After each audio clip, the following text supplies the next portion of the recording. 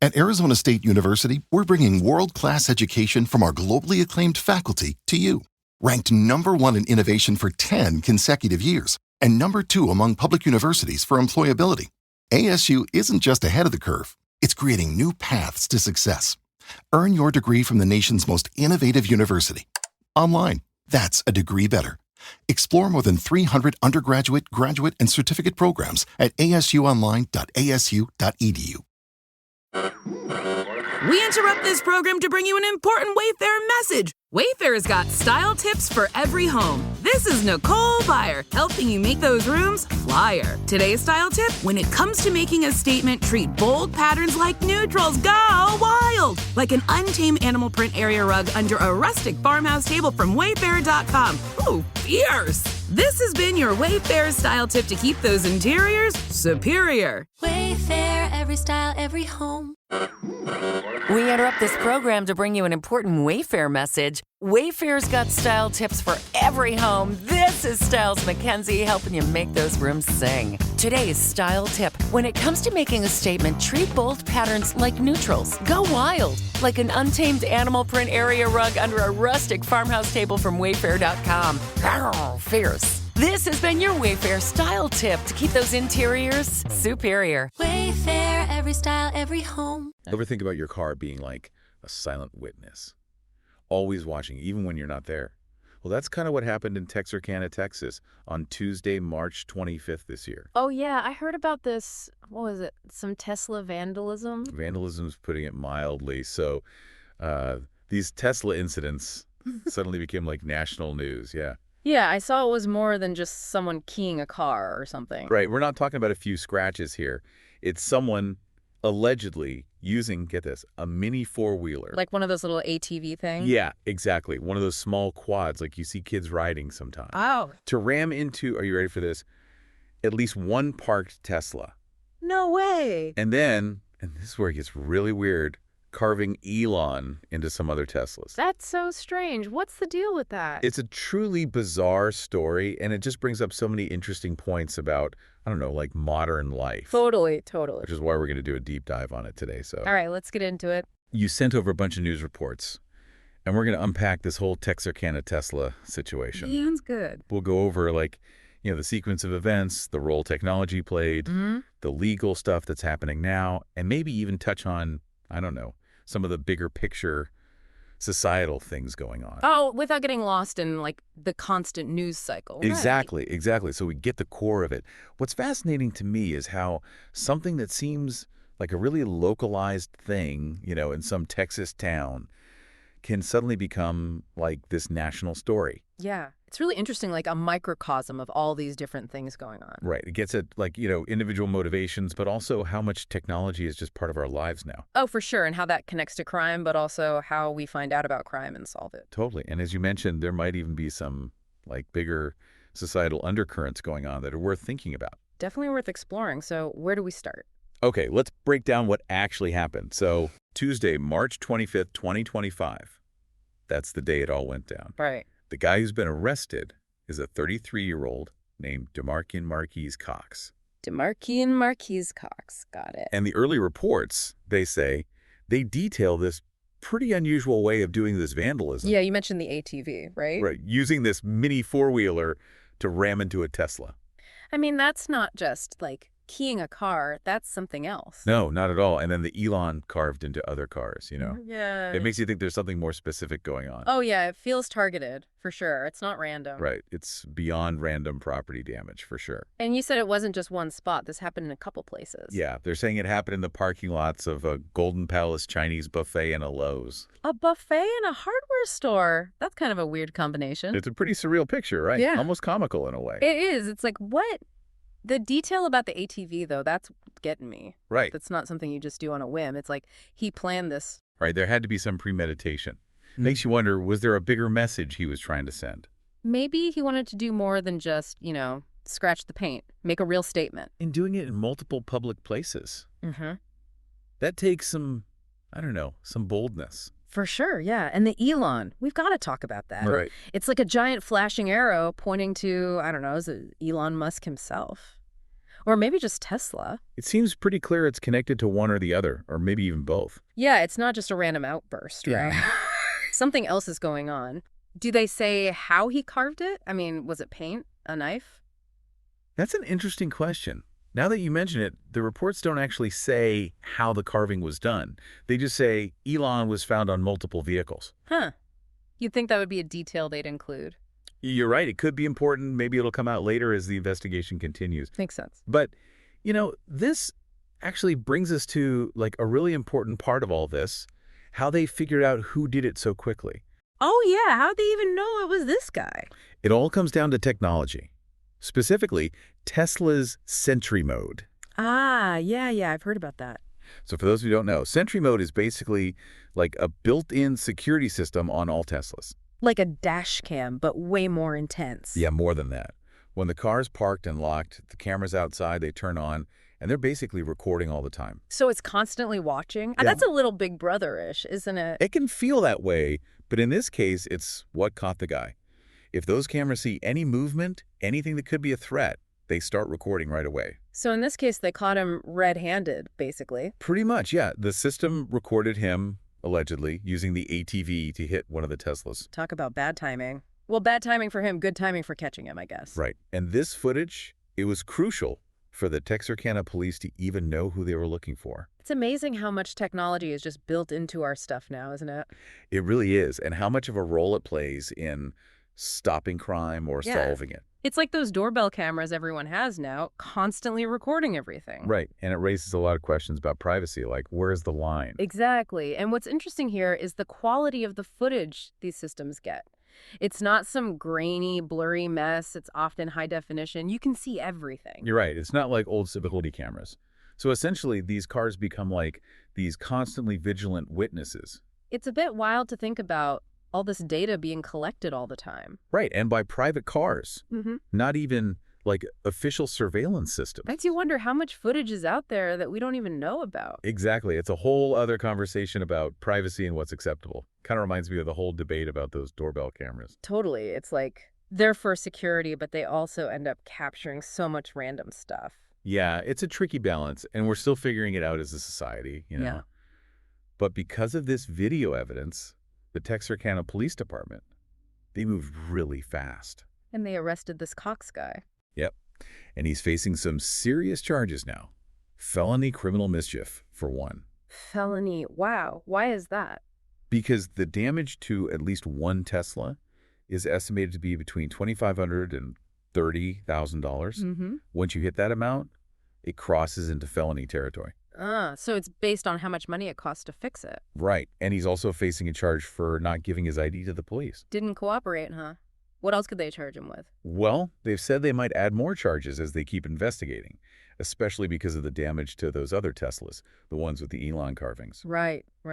So what happens now? Is he in jail? He's being held at the Bi-State Justice Center, and his bond's been set at $105,000. That's a lot. They're not messing around. No, they're not. Felony criminal mischief, depending on the details and how much damage was done, it can come with big penalties like huge fines and even jail time. Wow, it really escalated quickly from some car damage. It did. And, on top of that, the Tesla owners, they could sue him too. They could sue him, yeah, what for? In civil court to get the money back for fixing their cars.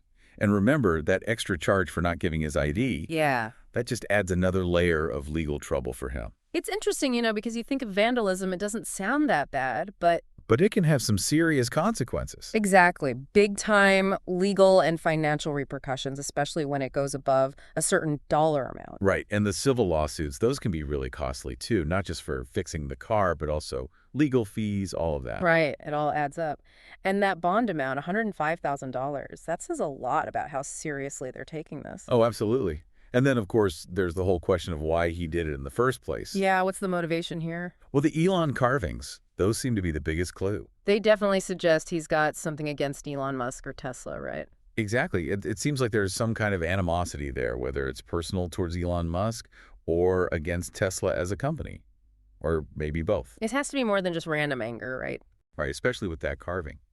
But the authorities, they've said that Cox hasn't said why he did it. So we're left to guess. Pretty much, yeah. Yeah. We've got to look at the clues we have and see what makes sense. We've definitely seen more and more of this stuff online. Like what? People targeting brands, public figures, all sorts of stuff. Yeah, I've seen that. It can get pretty intense online. It can. And it's driven by all kinds of things, strong opinions, misinformation, even just negativity. Right. The internet can be a breeding ground for that kind of stuff. It can, for sure. And it's worth mentioning, although this is based on what's going around online and hasn't been confirmed officially, Okay. that there's been talk about the FBI may be looking into whether this could be something more serious, like domestic terrorism. Wait, really? Because of some vandalism? It's not confirmed, but it's out there. It just shows how seriously some people are taking this and how vandalism, especially when it seems targeted like this, Can be seen as something bigger.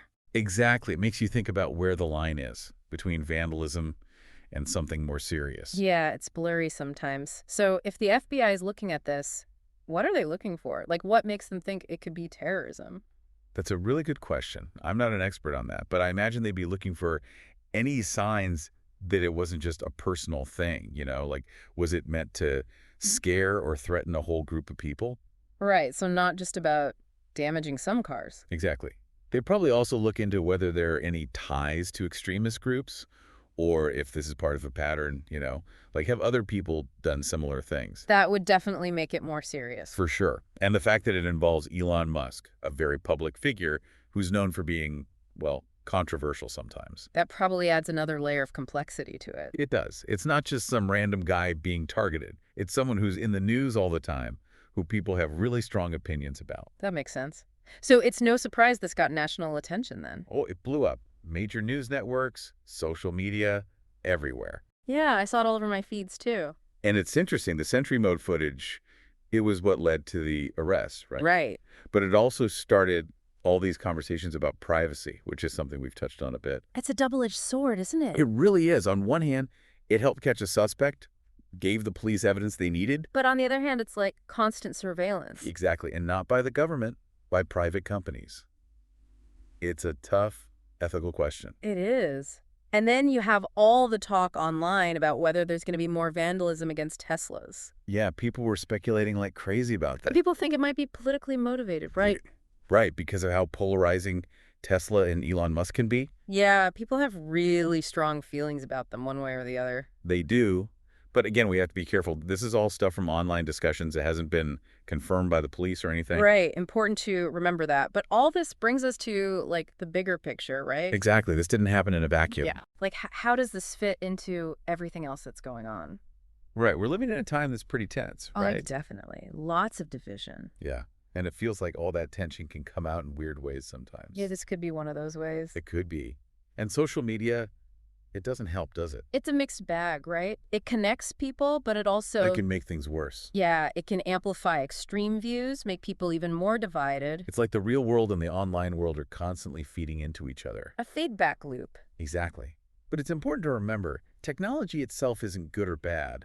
It's just a tool. Right. It depends on how it's used. And in this case, we see that duality really clearly. Like, on the one hand, maybe online platforms played a role in shaping this guy's views or whatever led him to this. But on the other hand, the technology, the Sentry Mode, that's what caught him. Right. It's a powerful tool for both stopping crime and solving it. It's wild. It really shows the complicated relationship we have with technology. It can be a problem and a solution at the same time. It really can. What about the police in all this? They seem to have handled it pretty well. Yeah, the Texarkana Police Department, they were quick, efficient. Got to give them credit for that. They did a good job.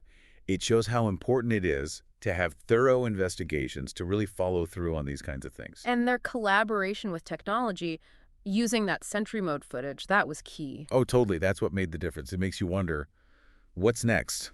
What are the implications of all this? Good question. Will we see more people, like, getting extra security on their EVs? Maybe, yeah. Or maybe even more advanced versions of these surveillance systems on all kinds of cars, not just Teslas. It's not hard to imagine that happening. Not at all. And legally, what happens in this case with the Sentry Mode footage and how it's used as evidence, that could set some precedents for other cases in the future. Yeah, that'll be interesting to see how it plays out, if it changes how these things are handled legally. For sure. And the big takeaway for me is that we really need to be talking more about how technology is changing the way we think about crime. you know. Oh, absolutely. This case just highlights how much it's already changed things. Right, and it's only going to get more complex. Right. So let's wrap this up, bring it all together. What did we learn from this bizarre story in Texarkana? Lay it on me. It's more than just some crazy vandalism with an ATV and some weird carvings.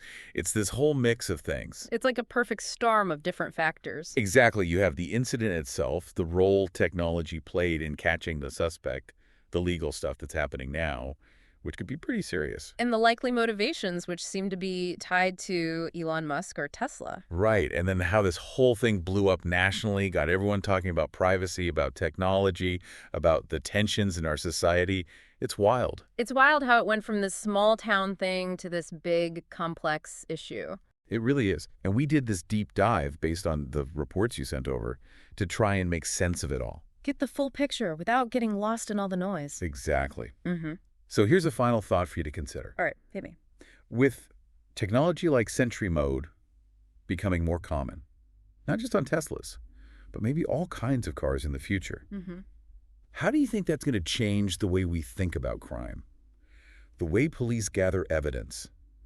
Even the way we act when we're out in public? That's a big question. It is, and it's not just about catching vandals. It's about how this kind of constant recording, this passive surveillance, might change our whole society, the way we think about privacy, the way we behave. It's like, are we all going to be on camera all the time? It's possible, and it's not necessarily a bad thing, but it's something we need to think about because it goes way beyond just this one case in Texarkana. Food for thought. Exactly.